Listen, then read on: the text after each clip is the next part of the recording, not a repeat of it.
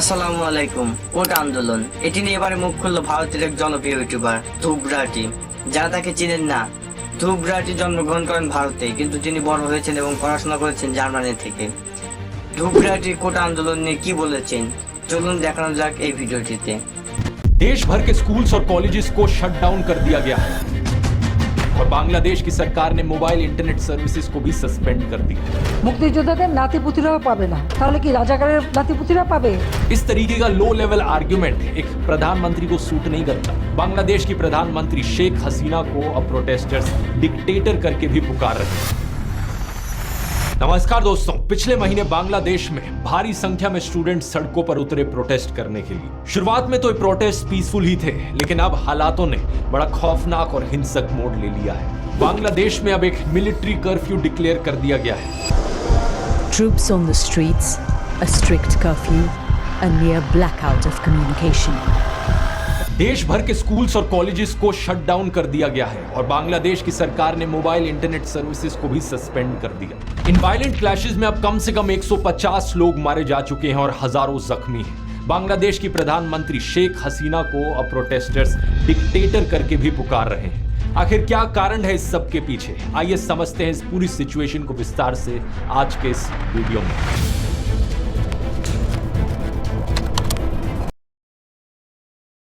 और इतना ही नहीं, पॉलिटिकल डिस्क्रिमिनेशन भी हुई। साल 1970 की इलेक्शंस में ईस्ट पाकिस्तान के पास 162 सीट्स थी, वेस्ट पाकिस्तान में 138 सीट्स थी। वेस्ट पाकिस्तान में लोगों ने अलग अलग पॉलिटिकल पार्टीज के लिए वोट किया, लेकिन ईस्ट पाकिस्तान में ओवरवेलमिंग मेजॉरिटी वोट्स गए सिर्फ अवामी लीग पार्टी को, जिसे लीड किया जा रहा था शेख मुजीबुर रहमान के द्वारा। इस इलेक्शन रिजल्ट का नतीजा यह होता कि अवामी लीग दोनों ईस्ट और वेस्ट पाकिस्तान पर गवर्न करती, लेकिन वेस्ट पाकिस्तान की जो मिलिट्री थी वो बिल्कुल ये नहीं चाहती थी। उस समय के पाकिस्तान मिलिट्री के commander in chief Yahya Khan ने इस इलेक्शन रिजल्ट को एक्सेप्ट करने से ही मना कर दिया। ईस्ट पाकिस्तान पर मार्शल लॉ इंपोज किया गया और रिस्पांस में शेख मुजीबुर रहमान ने एक सिविल डिसओबीडियंस मूवमेंट करी प्रोटेस्ट के तौर पर। इसी समय वेस्ट पाकिस्तान की मिलिट्री ने बड़े भारी स्केल पर अत्याचार किए ईस्ट पाकिस्तान के लोगों के खिलाफ। शेख मुजीबुर रहमान को अरेस्ट किया गया और लाखों लोगों को मारा गया। एक जेनोसाइड हुआ ईस्ट पाकिस्तान में। करीब 1 करोड़ लोगों को रेफ्यूज लेनी पड़ी इंडिया में। अप्रोक्सीमेटली 50% पॉपुलेशन ईस्ट पाकिस्तान की इंटरनली डिस्प्लेस हो गई इसकी वजह से। इसी के बाद ही था कि 1971 की बांग्लादेश लिबरेशन वॉर हमें देखने को मिली। ये वही वॉर थी जहां पर इंडिया ने मदद करी और बांग्लादेश को आजादी दिलाई under the prime ministership of Indira Gandhi. Mujibur Rahman, the leader of East Pakistan, declared the region an independent republic, which he said will be called Bangladesh, the land of the Bengalis. East Pakistan में जिन लोगों ने आजादी की ये लड़ाई लड़ी, जिसकी वजह से बांग्लादेश एक आजाद देश बना, ये फ्रीडम फाइटर्स हुए। यही फ्रीडम फाइटर्स आज की सिचुएशन में रेलेवेंट हैं इस कोटा सिस्टम की वजह से, क्योंकि दोस्तों बांग्लादेश के इस कोटा सिस्टम में 30% जॉब्स को रिजर्व किया गया है फ्रीडम फाइटर्स के डिसेंडेंट्स के लिए।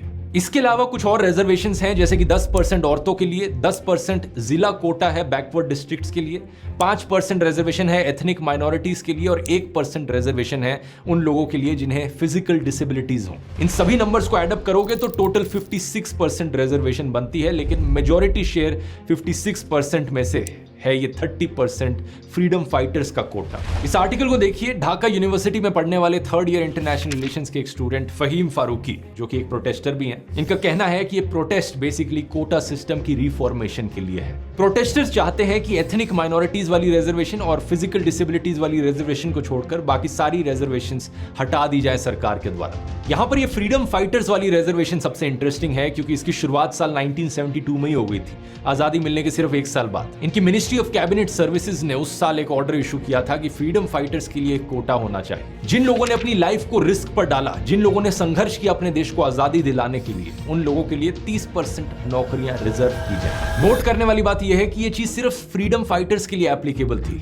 बाद में जाकर 1997 में इस कोटा को एक्सटेंड कर दिया गया कि फ्रीडम फाइटर्स के बच्चों के लिए भी ये रिजर्वेशन दी जाए, और 2010 में फिर कहा गया कि उनके बच्चों के लिए भी ये रिजर्वेशन दी जाए। हालांकि एग्जैक्ट कोटा बाकी और कैटेगरीज के लिए चेंज होता रहा ओवर द इयर्स, लेकिन इन द एंड यही हुआ कि टोटल परसेंटेज 56% तक पहुंच गई।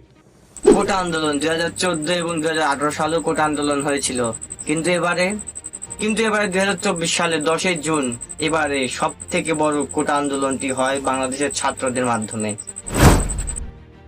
কিন্তু এবারে 2024 সালে 10 জুন এবারে সব থেকে বড় কোটা আন্দোলনটি হয় বাংলাদেশের ছাত্রদের মাধ্যমে। আবার কোটা সংস্করণ আন্দোলন শুরু হয় 2024 সালে। আবার কোটা সংস্করণ আন্দোলন শুরু হয়। এই ইস্যুতে অনেক ছাত্রছাত্রী মারা গেছে এবং তাদেরকে গুলি করে মারা হয়েছে, অনেককে পিটিয়ে মারা হয়েছে এবং অনেক ছাত্র ভাই ও বোনের উপর হামলা করা হয়েছে। কারা করেছে এটা আপনিও জানেন, আমিও জানি, সবাই জানে। এবং এই ইস্যুতে পুরো দেশের ছাত্র সমাজ খেপে যান। ঢাকা বিশ্ববিদ্যালয়ের ছাত্রদের উপর ছাত্রলীগেরা বেধড় মারধর করেন এবং তাদের উপর শারীরিক নির্যাতন করেন এবং তাদেরকে ইচ্ছে মতো পেটান। এই ইস্যুতে বাংলাদেশের সকল ছাত্র সমাজ খেপে যান এবং আন্দোলন শুরু করেন কোটা সংস্করণ। এবং এই কোটা সংস্করণ ইস্যুতে গোটা বাংলাদেশের ছাত্র সমাজ কোটা আন্দোলন শুরু করে খুব জোরদার ভাবে এবং এটির কারণে গোটা বাংলাদেশের নেট বন্ধ ছিল প্রায় 7 দিন। এবারে চলুন কোটা নিয়ে আলোচনা করা যাক। কোটা কি জানেন কি? আপনি যদি না জানেন চলুন জানানো যাক কোটা সম্পর্কে। 2024 সালে 10 জুন সব ধরনের কোটা সংস্করণ আন্দোলন শুরু হয় বাংলাদেশে। বাংলাদেশের সব ধরনের সরকারি চাকরির ক্ষেত্রে কোটার মাধ্যমে চাকরির নিয়োগ ভিত্তি প্রচলিত রয়েছে। 2024 সালে সুপ্রিম কোর্ট হাইকোর্টের মাধ্যমে একটি কোটার চার্ট ঘোষণা করে। চারটির ঘোষণা ঠিক ছিল এমন: নারী কোটা 10%, জেলা ভিত্তিক কোটা 10%, প্রতিবন্ধী কোটা 1% এবং ক্ষুদ্র জনগোষ্ঠী কোটা 5%, আর মুক্তিযোদ্ধা কোটা 30%। মোট 56% কোটা বাংলাদেশে রয়েছে, যেটি পৃথিবীর আর কোনো দেশে এত পার্সেন্ট কোটা নেই। তাহলে সব চাকরি যদি কোটার মাধ্যমে চলে যায় তাহলে সাধারণ মেধাবীরা কি করবে? যারা আপনার দাদা যদি মুক্তিযোদ্ধা না হয় তাহলে আপনি কি করবেন? আমার নানা যদি মুক্তিযোদ্ধা না হয় তাহলে আমি কি করব? আমরা কি চাকরি পাবো না? সরকারি চাকরি যদি 56% কোটার পক্ষে চলে যায় তাহলে বাকি রয় মাত্র 44% সাধারণ মেধাবীদের মধ্যে, যেখানে লাখ লাখ ছাত্রছাত্রী পাশ করছে আর মাত্র চাকরি পাচ্ছে 44%। তাহলে আর 56% মানুষ কি বেকার থাকবে? অবশেষে কোটা সংস্করণ দাবি মেনেই নিল সরকার। হাইকোর্টের রায় দিয়ে দিল, কমিয়ে দিল এই কোটার দাবি। কিন্তু এখান থেকে মাঝখান থেকে হারালো অনেক ভাইয়ের প্রাণ, অনেক বোনের ইজ্জত। রংপুরের আবু সাইদ এবং নাম না জানা অনেকেই শহীদ হয়েছেন এই কোটা আন্দোলন করতে গিয়ে। অনেক বোনেরা ইজ্জত হারিয়েছেন নাম না জানা। তাদেরকে কেন প্রাণ হারাতে হলো? কেন তাদেরকে মাঠে আসতে হলো? যখন আপনি সবকিছু মেনেই নেবেন তাহলে এটা আগে নিলেন না কেন? তাহলে কি আর 56% মেধাবীরা বেকার থেকে যাবে? চলুন এবার দেখা যাক ধ্রুব রাঠি কোটা আন্দোলন নিয়ে কি বলেছেন।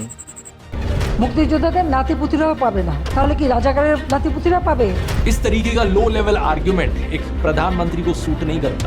बांग्लादेश की प्रधानमंत्री शेख हसीना को अब प्रोटेस्टर्स डिक्टेटर करके भी पुकार रहे हैं।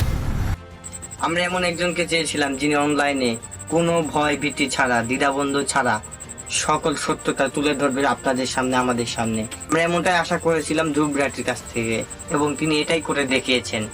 তিনি এই বিষয়ে ভিডিও বানিয়েছেন এবং ধ্রুব রাঠি বাংলাদেশের পক্ষে কথা বলেছেন এবং বাংলাদেশের ছাত্রদের পক্ষে কথা বলেছেন।